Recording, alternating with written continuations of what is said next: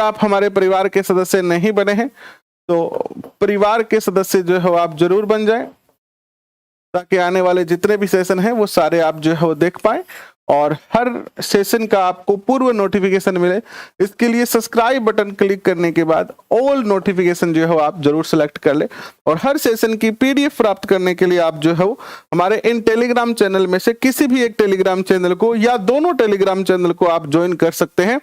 यहाँ आपको सारी की सारी जो है वो हमारी पीडीएफ मिल जाएगी। शांतिलाल जी कैसे हैं आप? अजय आपका भी बहुत बहुत स्वागत, अभिनंदन।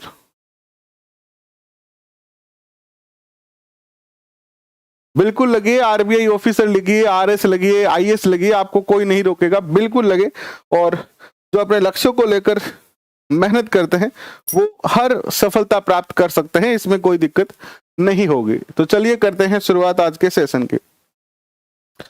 एनसीईआरटी के कंप्लीट नोट्स आपको हमने प्रोवाइड करवा दिए हैं। अगर आप टेलीग्राम पे जुड़े हैं तो वो आपको वहां पर देखने को जो है वो मिल रहे होंगे, और अगर आप टेलीग्राम पे नहीं जुड़े हुए हैं तो जल्द ही टेलीग्राम पे जुड़ जाएं ताकि आपको बाकी सारे नोट्स भी जो है वो अपडेट मिलती रहे या वो नोट्स जो है वो आपको मिलते रहें, क्योंकि जब तक आप टेलीग्राम पे नहीं जुड़ोगे तो पीडीएफ आपको जो है प्राप्त नहीं होगी। करें शुरुआत आज के सेशन की।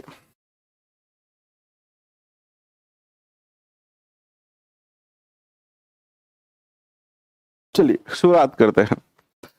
देखिए आज हमारी यूनिट नंबर 5 है, चैप्टर नंबर 5 है राजस्थान में जन जागृति और प्रजामंडल आंदोलन। लास्ट सेशन में हमने जो है वो आदिवासी आंदोलन देखे थे, जनजातीय आंदोलन देखे थे। आज हम जन जागृति देखेंगे कि किस प्रकार लोगों के अंदर जो है वो स्वतंत्रता के प्रति, देश के प्रति, देश की आजादी के प्रति जो है वो आंदोलन चलाए गए, जिससे कि लोग क्या हो सके, जागृत हो सके और देश की आजादी के लिए जो है वो क्या कर सके, प्रयत्न कर सके। क्योंकि आप सबने देखा था कि 1857 की जब क्रांति हुई थी तो 1857 की क्रांति की असफलता का जो एक मुख्य कारण बना वो बना देश के सभी लोगों का, यानी क्रांति में शामिल होने वाले सभी लोगों का उद्देश्य अलग अलग होना। जैसे कि सैनिकों का अपना एक उद्देश्य था, जो शासक शामिल हुए उनका अपना एक उद्देश्य था, किसानों का अपना उद्देश्य था। तो कोई एक उद्देश्य न होने के कारण अपने अपने उद्देश्यों के लिए क्रांति में शामिल हुए, जो क्रांति का मुख्य कारण बना क्रांति की असफलता में। साइको की क्लास नहीं हो पाई आज, इसके लिए खेद प्रकट करते हैं, और कल भी नहीं होगी, परसों होगी साइको की क्लास। तो अब कहीं ना कहीं जो समाज सुधारक थे, जो क्रांतिकारी थे, उन सबको ऐसा लगा कि देश की जनता के अंदर एक देश के प्रति भाव उत्पन्न होना चाहिए। अब अगर हमें अंग्रेजों से मुक्ति प्राप्त करनी है, उनसे स्वतंत्रता प्राप्त करनी है, तो इसके लिए हमारे अंदर राष्ट्रीयता का भाव पैदा होना जरूरी है। क्योंकि 1857 की क्रांति तक हम देश के लिए नहीं लड़ रहे थे, हम अपने स्वार्थों के लिए लड़ रहे थे। तो 1857 की क्रांति की असफलता के बाद क्रांतिकारियों ने एक नई रणनीति बनाई और लोगों को शिक्षित करना, लोगों को देश के प्रति जो है वो जागृत करना, उनके अधिकारों के प्रति जागृत करना, इस प्रकार के बहुत सारे अभियान जो है वो चलाए गए। तो चलिए आज इसी पर हम जो है चर्चा करते हैं कि राजस्थान में जन जागृति के लिए क्या क्या किया गया। जो लाइन इंपॉर्टेंट होगी उसको मैं हाईलाइट करूंगा, प्लस यहां पर आपको मैं लिख दूंगा कि ये मोस्ट है, उस लाइन को आप अपने रजिस्टर में नोट करने का प्रयत्न कर सकते हैं। तो देखिए 1857 का स्वतंत्रता प्रथम स्वाधीनता संग्राम सफल नहीं हो पाया, परंतु जनता ने नव चेतना व जागृति की भावना अवश्य उत्पन्न हो गई। इसके निम्नलिखित जो है उत्तरदायी कारक उत्तरदायी थे, यानी असफलता के क्या कारण थे। राजस्थान के सांस्कृतिक और ऐतिहासिक वैभव की आत्मानुभूति जब हिंदी, गुजराती, बांग्ला साहित्य से राजस्थानी चरित्रों के बारे में हुई, तब जनता अपने प्राचीन गौरव के प्रति जो है सजग हुई। यानी 1857 की क्रांति और उस समय का जो दौर था, यानी ये जो 18वीं सदी थी, 1800 का जो साल था, ये जो 100 वर्षों का समय था, इसमें जनता और अंग्रेजों ने भारतीय लोगों को इस तरीके से प्रदर्शित किया कि भारतीय लोग बड़े ही असभ्य हैं, उनका कोई वजूद नहीं है, उनकी कोई संस्कृति नहीं है, उनका कोई इतिहास नहीं है, और वो बिल्कुल तुच्छ या गरीब या असभ्य या बर्बर जो है वो लोग हैं।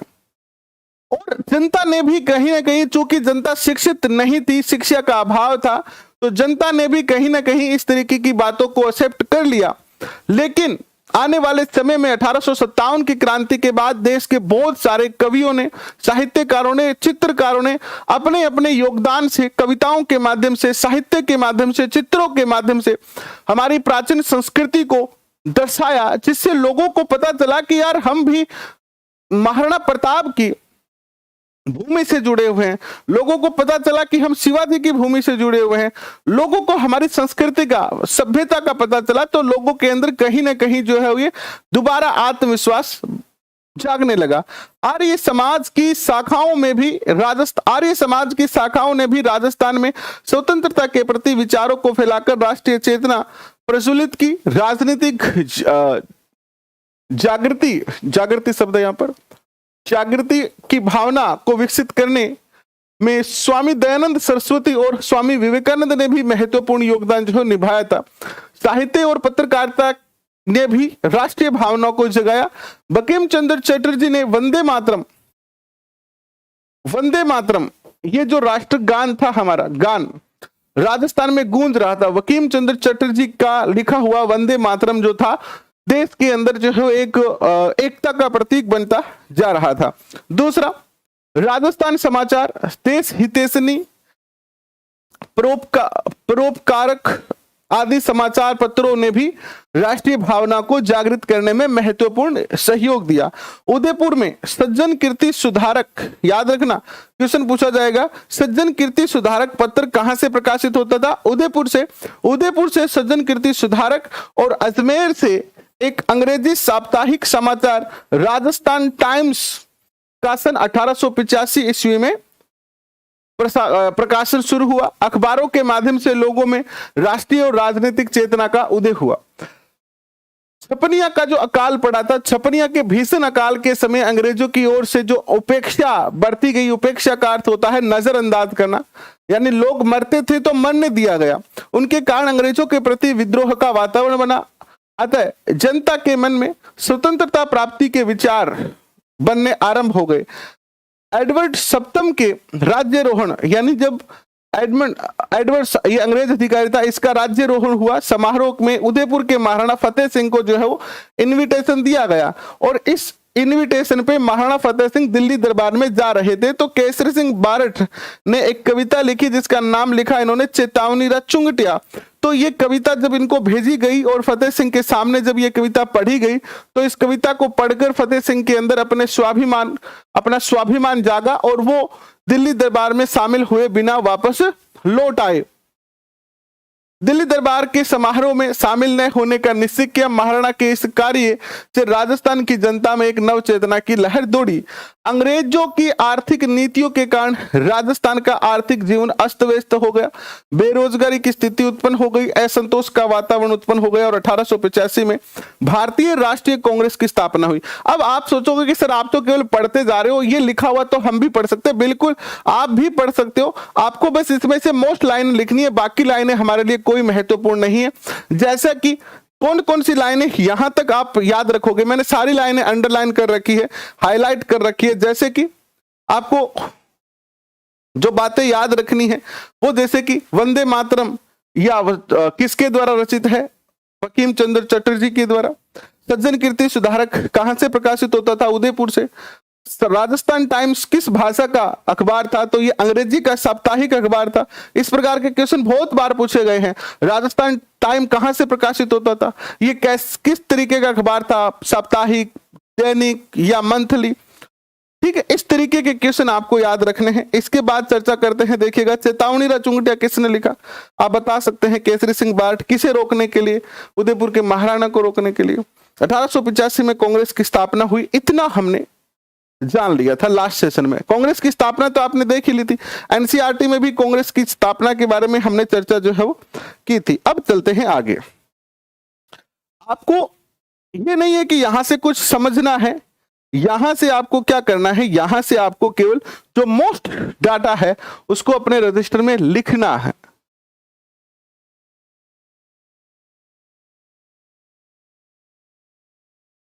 अगर कोई भी दूसरे राज्य की लड़की, ये विज्ञप्ति में लिखा हुआ है आपकी, है ना, आपकी विज्ञप्ति आप देखोगे, आप क्या कि विज्ञप्ति को पूरा नहीं पढ़ते हो, केवल योग्यता तक ही पढ़ते हो।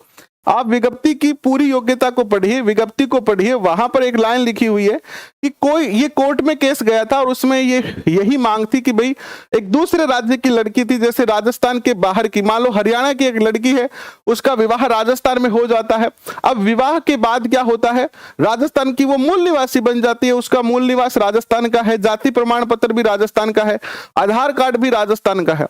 बट जब ये कोर्ट में केस गया तो राजस्थान सरकार ने ये कहा कि आप चूंकि राजस्थान में आपका जन्म नहीं हुआ है, आप राजस्थान में आए हो, आप राजस्थान के मूल निवासी नहीं हो, मूल निवासी आप हरियाणा के थे, आपका तो विवाह राजस्थान में हुआ है, तो आपको राजस्थान में आरक्षण नहीं मिलेगा।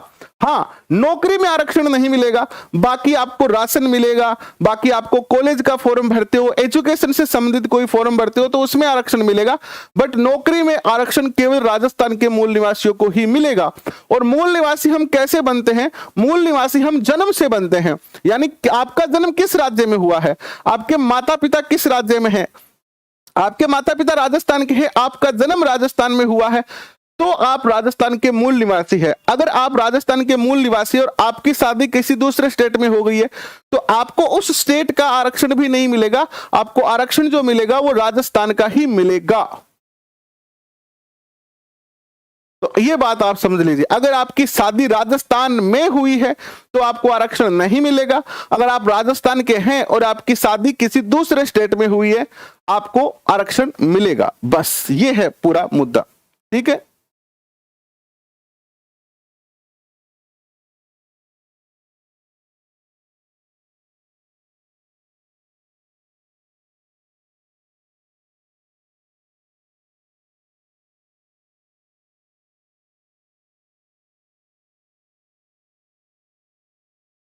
बात समझ में आई आपको, या अभी भी किसी प्रकार का कंफ्यूजन है आपके मन में?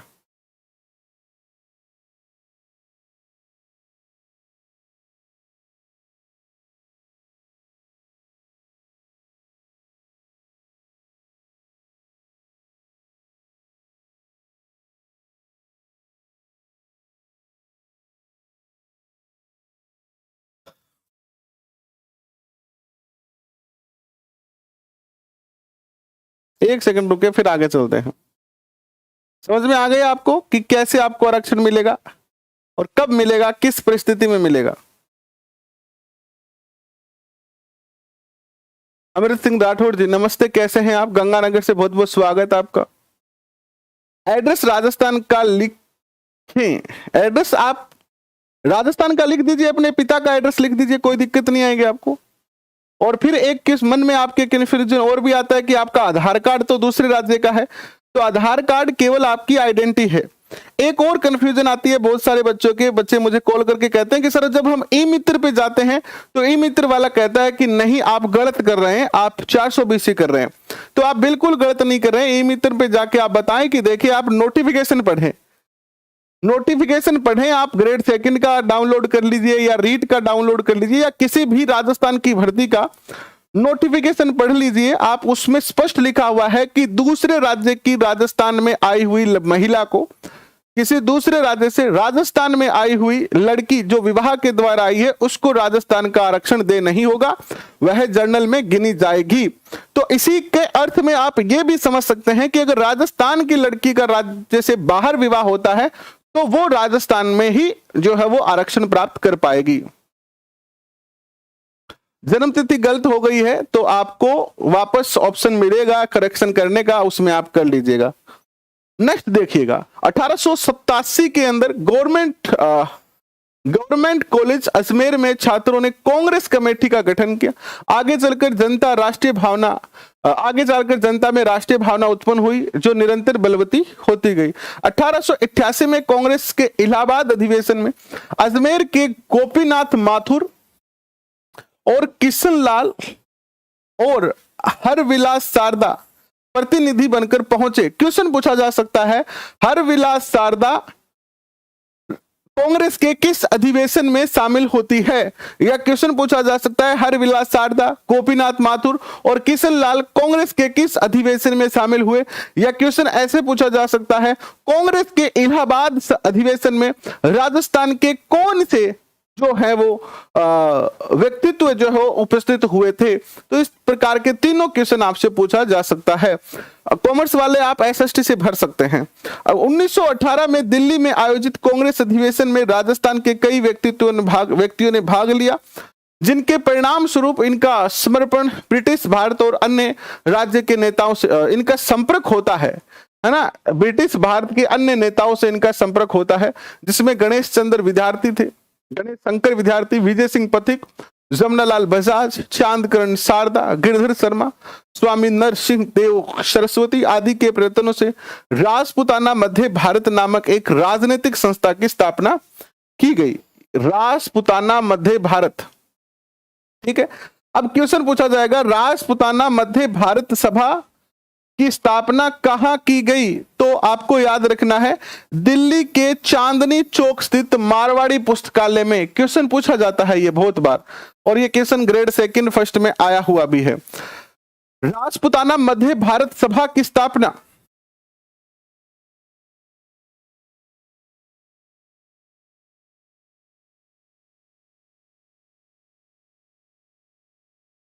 राजपुताना मध्य भारत सभा की जो स्थापना हुई थी वो कहां हुई थी? तो वो हुई थी दिल्ली के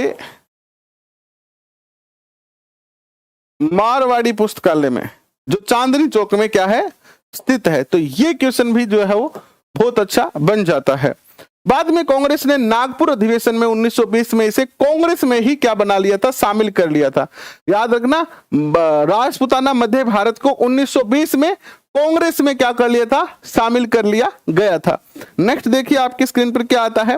राजपुताना मध्य भारत सभा का दूसरा अधिवेशन कांग्रेस अधिवेशन के साथ ही दिसंबर 1919 में अमृतसर में संपन्न हुआ। मार्च 1920 में इसका तीसरा अधिवेशन जमनालाल बजाज की अध्यक्षता में अजमेर में आयोजित किया गया, और 1919 में वर्धा में ही राजस्थान सेवा संघ की स्थापना हुई। यह भी बहुत प्यारा क्वेश्चन है। राजस्थान सेवा संघ की स्थापना जो है वो कब हुई? तो 1919 में हुई। किसने की? विजय सिंह पथिक, राम नारायण चौधरी और हरि भाऊ किंकर, इन तीनों ने मिलकर की। कई बार एक नाम आ जाता है, निम्न में से किसने वर्धा में राजस्थान सेवा संघ की स्थापना की? और इनमें से कोई एक नाम आए तो एक भी सही है, तीनों आए तो उपरोक्त सभी सही है। और क्वेश्चन ये पूछा जाए राजस्थान सेवा संघ की स्थापना कहां हुई? तो वर्धा में हुई। कब हुई? 1919 में हुई। और किसने की? तो आप इनके नाम जो है वो बता सकते हैं। नेक्स्ट क्वेश्चन देखिए आपकी स्क्रीन पर। इसी संघ का मुख्य उद्देश्य जनता की समस्या का निवारण करना तथा इसका दूसरा ध्येय जागीरदारों और राजाओं का अपनी प्रजा के साथ सौहार्दपूर्ण संबंध स्थापित करना था। इस संघ के माध्यम से राजस्थान में राजनीतिक चेतना का प्रसार हुआ। धीरे धीरे बूंदी, जयपुर, जोधपुर, सीकर, खेतड़ी, कोटा आदि स्थानों पर संघ की शाखाएं खोली गई। राजस्थान सेवा संघ ने बिजोलिया और बेंगू किसान आंदोलन, सिरोही और उदयपुर में भील आंदोलन का मार्गदर्शन भी किया। संघ ने बूंदी, सिरोही, उदयपुर में पुलिस द्वारा किए गए अत्याचारों के विरुद्ध जो है लोगों को इनके अत्याचारों को उजागर किया और इनकी आलोचना की। ब्रिटिश सरकार राजस्थान सेवा संघ की गतिविधियों से क्या थी? संकित थी, संसित, यानी इनको शक था ये कहीं ना कहीं लोगों को हमारे खिलाफ भड़का रहे हैं। अंग्रेज सरकार इनसे क्या थी, कहीं ना कहीं ऐसा सोच रही थी। नेक्स्ट क्वेश्चन देखिए आपके स्क्रीन पर क्या आता है।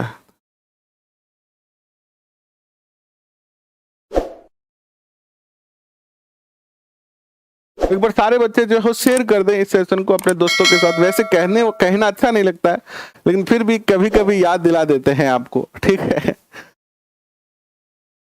चलिए नेक्स्ट आपके स्क्रीन आपके साथ नेक्स्ट क्वेश्चन पे बढ़ते हैं। नेक्स्ट जो क्वेश्चन बनता है कि मार्च 1924 के अंदर, कब?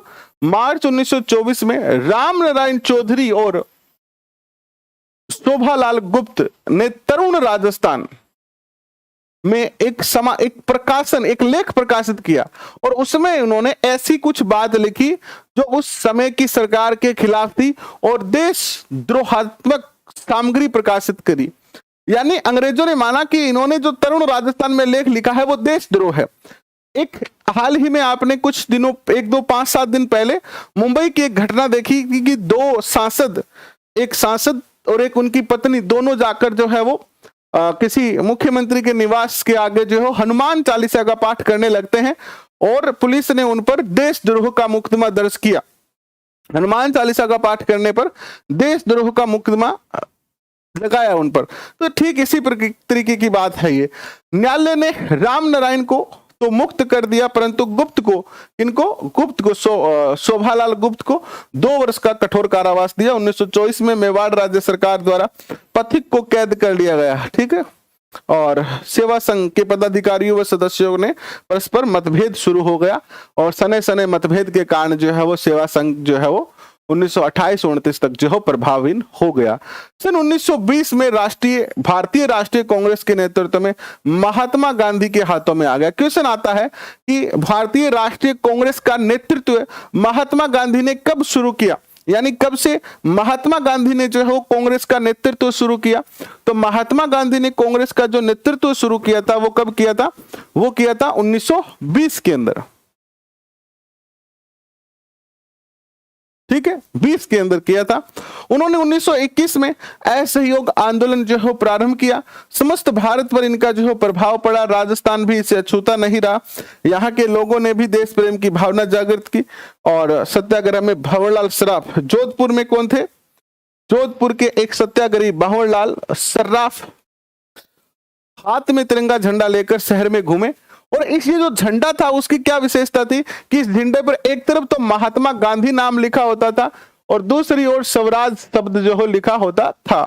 उन्होंने बाजार में एक भाषण दिया जिसे जनता ने उत्साह से सुना। टोंक राज्य की जनता ने एक सभा कर कांग्रेस के प्रति सहानुभूति व्यक्त की। यहां पर जो है मौलवी अब्दुल रहीम, सैयद जुबेर मियां, सैयद इस्माइल मियां, काजी महमूद अयूब आदि को जो है गिरफ्तार कर लिया गया। इसके बाद जयपुर राज्य में जमनालाल बजाज ने अपनी राय बहादुर की उपाधि, ये बहुत ही अच्छा महत्वपूर्ण क्वेश्चन है कि उपाधि लौटा दी और 1 लाख रुपए तिलक स्वराज कोष में जमा करवाए। किसके लिए? क्रांति के लिए। और साथ में ही इन्होंने 11,000 रुपए मुस्लिम लीग को भी दिए ताकि वो भी अपने कार्य कर सके। उन्हें अखिल भारतीय कांग्रेस कमेटी की कार्यकारिणी का सदस्य बनाया गया।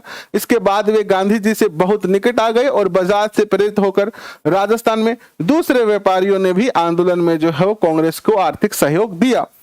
बीकानेर में राजनीतिक जागृति अपेक्षाकृत देरी से हुई। धीरे धीरे यहाँ भी ब्रिटिश प्रांतों में चल रहे असहयोग आंदोलन का प्रभाव पड़ने लगा। जनता में रियासती शासकों के प्रति असंतोष फैलने आरंभ हो गया और सन 1921 में बीकानेर के अंदर मुक्ता प्रसाद वकील आदि ने विदेशी कपड़ों की होली जलाई। क्वेश्चन पूछा जा सकता है बीकानेर में विदेशी कपड़ों की होली किसने जलाई? मुक्ता प्रसाद वकील ने। वकील उनका पैसा था, नाम इनका मुक्ता प्रसाद था। आशा करता हूं कि क्वेश्चन समझ में आ रहे हैं। थोड़े से देखो वन लाइनर सीधे पढ़ने हैं तो मैंने आपको वन लाइनर क्वेश्चन करवा रखे हैं आरबीएससी 6 to 12। सीधे जाइए, प्लेलिस्ट खोलिए और एक एक सेशन को देखिए और सारे के सारे नोट्स अपने रजिस्टर में लिख लीजिए या फिर हमारे टेलीग्राम पे जाइए और सारे के सारे पीडीएफ डाउनलोड कर लीजिए। अगर आप और बेहतर करना चाहते हैं और अच्छे तरीके से गहराई से पढ़ना चाहते हैं, मैं यहां पर आपको डिटेल सेशन करवा रहा हूं। अगर आपके पास पीडीएफ है पहले वाली वन लाइनर क्वेश्चन की तो उसी पीडीएफ पर आप जो है वो इसको लिख लीजिए अगर कोई नया क्वेश्चन आता है तो, या फिर एक रजिस्टर लीजिए और उस पर जो भी आपको लगे कि ये क्वेश्चन नया है और उस पीडीएफ में रह गया था वन लाइनर क्वेश्चन बनाते समय, तो वो आप यहां से जो है वो नोट करें ताकि आपकी डाटा और बेहतर जो है वो बनते जाएं और आपके सिलेक्शन के चांस जो है वो बढ़ते जाएंगे। और पिछली बार 2021 का जो रीट का एग्जाम हुआ और बाकी एग्जाम हुए पटवार का, पुलिस का, ग्राम सेवक का, हर एग्जाम में उस आरबीएससी 6 to 12 की पीडीएफ से बेहतरीन क्वेश्चन आए और बहुत सारे बच्चों ने कॉल करके बताया भी कि सर हमें बहुत ज्यादा इससे सहयोग प्राप्त हुआ, सहायता प्राप्त हुई। तो बिल्कुल आप भी इसका फायदा उठाएं। बाकी आप सब जो है वो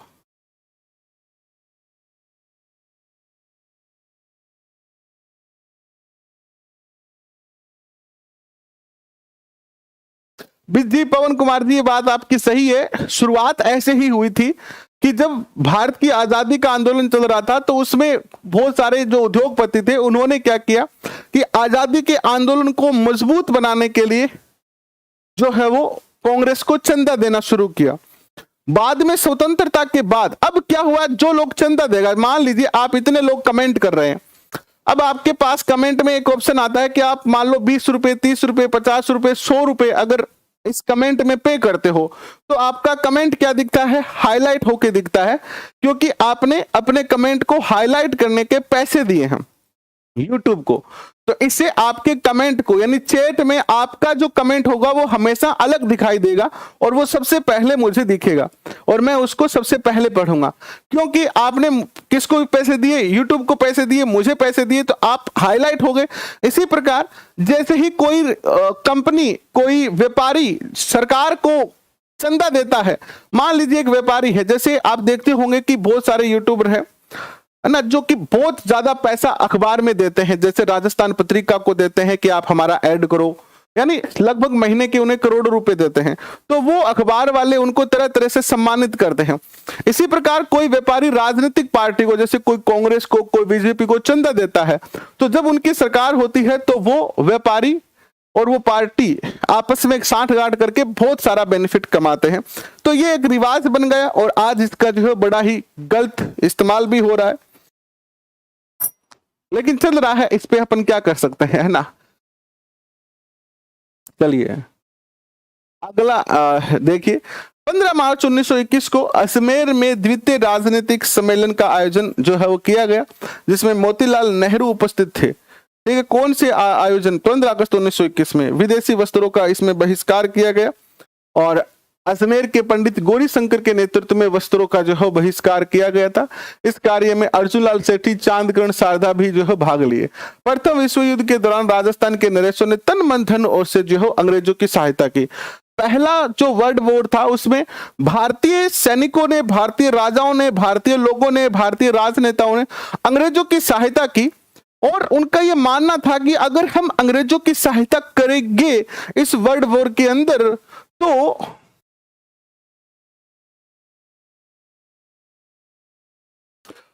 अंग्रेज हमारे लिए क्या बनेंगे, हमारे प्रति सोचेंगे और वर्ल्ड वॉर खत्म होने के बाद अगर अंग्रेजों की जीत होती है तो वो भारत में जो है वो भारत को स्वतंत्र कर देंगे या भारत के लोगों के प्रति जो है वो उदार हो जाएंगे, उनका विकास करेंगे। लेकिन ऐसा कुछ नहीं हुआ, लोगों की आस से टूट गई, है ना, सपने टूट गए। अक्सर हम जब सपने देखते हैं तो वो टूटते ही हैं, अक्सर हम जब सपने देखते हैं वो टूट जाते हैं और जो कभी हमने सोचा नहीं होता है वो हो जाता है। मेरे साथ हमेशा ऐसा होता है, जो मैं सोचता हूं वो कभी नहीं होता है और जब नहीं सोचते हैं हम वो होता है। अक्सर जिस सपने को सजाकर हम चलते हैं वो सपना टूट जाता है। तो यही भारत के लोगों के साथ हुआ। फर्स्ट वर्ल्ड वॉर के बाद सरकार ने, अंग्रेज सरकार ने इनको धोखा दिया और इससे यहाँ के लोगों के अंदर जो है थोड़ा सा रोष पैदा हो गया, ये असंतुष्ट हो गए, विश्वसनीयता खत्म हो गई अंग्रेजों की। बीकानेर के महाराजा गंगा सिंह ने तो साम्राज्यिक युद्ध में युद्ध मंत्रिमंडल और साम्राज्यिक युद्ध सम्मेलन के सदस्य बने थे। यानी गंगा सिंह एक ऐसे शासक थे जो कि वर्ल्ड वॉर के अंदर जो है वो, फर्स्ट वर्ल्ड वॉर के अंदर जर्मनी के अंदर संधि वार्ता के अंदर भाग लेते हैं।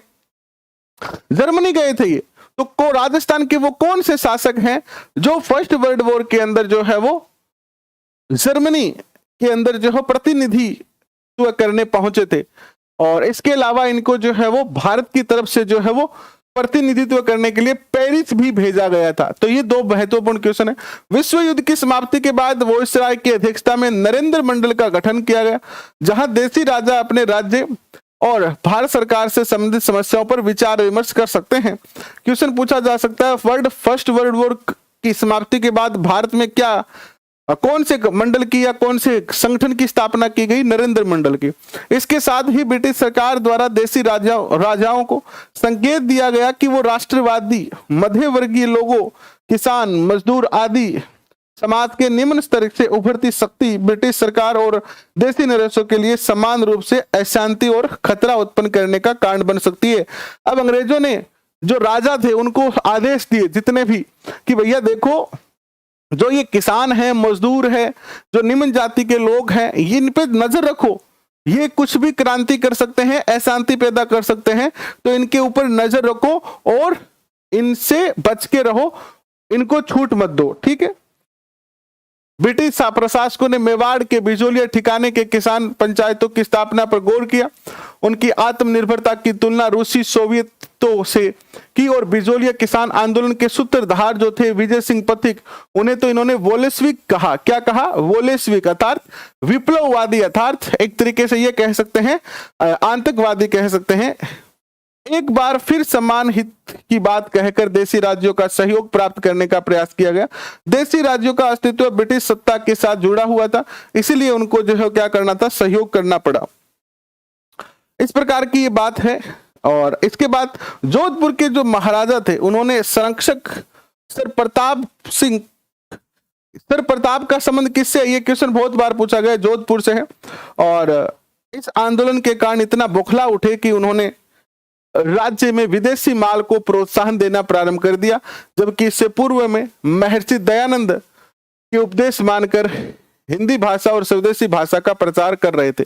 यानी जोधपुर के जो शासक थे, महाराजा, जोधपुर के राजा कौन थे इस समय? महाराजा भूपाल सिंह थे। तो उन्होंने क्या किया, जब प्रताप सिंह ने यहाँ पर जो है वो आंदोलन तैयार करने का प्रयास किया, तो महाराजा ने क्या किया, प्रताप सिंह से नाराज होकर और इन्होंने जो है वो विदेशी वस्तुओं का समर्थन करना शुरू कर दिया। ठीक है, इससे पहले इनको दयानंद सरस्वती ने समझाया था कि बेटा ऐसा काम चौखा को नहीं। कक्षा 9 की पढ़ा रहे हूं बुक एनसीईआरटी, राजस्थान का स्वतंत्रता आंदोलन और जन जागृति। ठीक है, नेक्स्ट देखिए। उदयपुर के महाराणा फतेह सिंह असहयोग आंदोलन के प्रति गुप्त रूप से सहानुभूति रखते थे। भारत सरकार ने उन्हें आदेश दिया कि वे या तो उनके कहे अनुसार मंत्रिमंडल का गठन कर दे या फिर युवराज को शासन के अधिकार सौंपकर स्वयं राजकाज से अलग हो जाए। अब फतेह सिंह जो थे, जो कि कहां से वापस लौट के आए थे, चेतावनी चुंगटिया सुनकर दिल्ली दरबार से वापस लौट के आए थे। फतेह सिंह को यह आदेश दिया गया कि फतेह सिंह, अंग्रेजों ने आदेश दिया, भारत सरकार अंग्रेजों की थी उस टाइम, कि या तो फतेह सिंह तुम हमारे कहे अनुसार कार्य करो या तुम गद्दी छोड़ दो और अपने बेटे यानी अपने बेटे को राजकुमार को क्या बना दो, शासक बना दो। और राजकुमार कौन था? युवराज था भूपाल सिंह, वो राजा बनना चाहता था। इसने अंग्रेजों से कहा कि माई बाप थे मैंने राजा बनाओ, मैं थे कैसे नहीं भी तो ही काम करती हूँ। तो यहाँ पर भूपाल सिंह हट जाते हैं, भूपाल सिंह राजा बन जाते हैं और अंग्रेजों के कहे अनुसार शासन प्रारंभ कर देते हैं। 28 जुलाई 1921 को शासन अधिकार सौंप दिया गया। युवराज ने अंग्रेज सरकार की इच्छा अनुसार मंत्रिमंडल का गठन किया। राजस्व विभाग जैसा महत्वपूर्ण विभाग अंग्रेज अधिकारी मिस्टर ट्रेच, एक उदयपुर के अंदर एक ट्रेच कमीशन नाम भी पढ़ते हैं, ट्रेच कमीशन, जो किसानों की मांगों को लेकर गठित किया गया था बिजोलिया किसान आंदोलन के लिए। ट्रेच कमीशन नाम सुना होगा। तो ये मिस्टर ट्रेच थे, जो एक अंग्रेज अधिकारी थे, जो क्या देखते थे, राजस्व विभाग देखते थे उदयपुर का। ब्रिटिश सरकार ने यह भी प्रयत्न किया कि जहां तक हो सके राजस्थान के राज्यों में अंग्रेज मंत्रियों की नियुक्ति की जाए, यानी राजस्थान की जितनी भी रियासतें हैं उनमें जो मंत्री है वो अंग्रेजों को बना दिया जाए, ताकि शासन डायरेक्टली अंग्रेजों के हाथ में रहे। सिरोही, बूंदी, जोधपुर और जयपुर में अंग्रेज व्यक्तियों को मंत्री नियुक्त किया गया। जहां ऐसा संभव नहीं हुआ वहां से किसी बाहरी व्यक्ति को मंत्री बनाया गया, ऊंचे पदों पर बिठाया गया। मारवाड़ जोधपुर राज्य का प्रथम मैट्रिक परीक्षा, यानी योग्य लोगों को छोड़कर अयोग्य लोगों को, जो अंग्रेजों के बातें मानते हो, उनको जो है वो ऊंचे ऊंचे पदों पर बिठाया गया, ताकि डायरेक्ट जो है वो शासन किसका रहे, अंग्रेजों का रहे। यानी अंग्रेज जो है वो सत्ता पर अपना जो है वो नियंत्रण रख पाए। आगे का हम पढ़ेंगे कल, इसके बाद का हम कल पढ़ेंगे। और जब यूनिट पूरी हो जाएगी ये, यानी चैप्टर नंबर 5 पूरा हो जाएगा, तो इसकी पीडीएफ आपको मिल जाएगी। तो ये है आज का सेशन। कैसा लगा आपको सेशन, कमेंट में जरूर बताएं। अपने दोस्तों के साथ शेयर जरूर करें। जहां पर भी आप कॉलेज में, लाइब्रेरी में, कहीं पर भी जाते हैं तो उन अपने दोस्तों को जरूर बताएं। और अगर कुछ एरर हो जाता है तो उसके बारे में भी हमें अपडेट करते रहें। टाइपिंग मिस्टेक हो जाती है तो हम उसको सुधार देंगे। अभी के लिए बस इतना ही। रात को मिलते हैं 9 बजे। तब तक के लिए पढ़ते रहे, हंसते रहे, मुस्कुराते रहे और अपने लक्ष्य की ओर निरंतर बढ़ते रहे। Thank you.